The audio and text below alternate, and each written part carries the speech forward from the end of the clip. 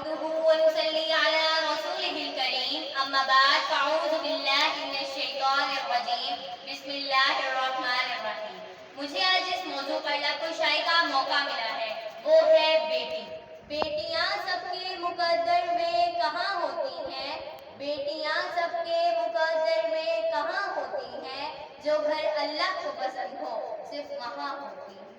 جب بیٹا پیدا ہوتا ہے تو دنیا والے کہتے ہیں باپ کی وراثت کا وارث پیدا ہو گیا، اور جب بیٹی پیدا ہوتی ہے تو دنیا والوں کے منہ پر 12 بجنے لگتے ہیں. حضرت موسیٰ علیہ السلام اللہ تعالیٰ سے بہت ہم کلام ہوتے تھے.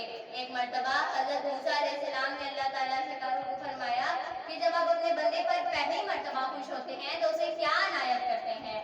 اللہ تعالیٰ نے کہا میں اسے پہلی بیٹی عطا کر دیتا ہوں. پھر حضرت موسیٰ علیہ السلام نے فرمایا جب آپ اپنے بندے پر دوسری مرتبہ خوش ہوتے ہیں تو اسے کیا عنایت فرماتے ہیں؟ اللہ تعالیٰ نے کہا کہ میں اسے دوسری بیٹی عطا کر دیتا ہوں.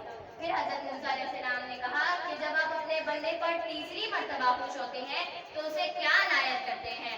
اللہ تعالیٰ نے کہا تب میری خوشی کی انتہا نہیں رہتی تو میں اسے تیسری بیٹی عطا کر دیتا ہوں. قرآن مجید میں اللہ تعالیٰ نے فرمایا ہے کہ جس کو میں نے 2 سے 3 بیٹیاں عطا کی، اس نے اس کی اچھی طرح سے تربیت کی، وہ میرے ساتھ جنت میں اس طرح ہوگا جس طرح یہ 2 انگلیاں ہیں.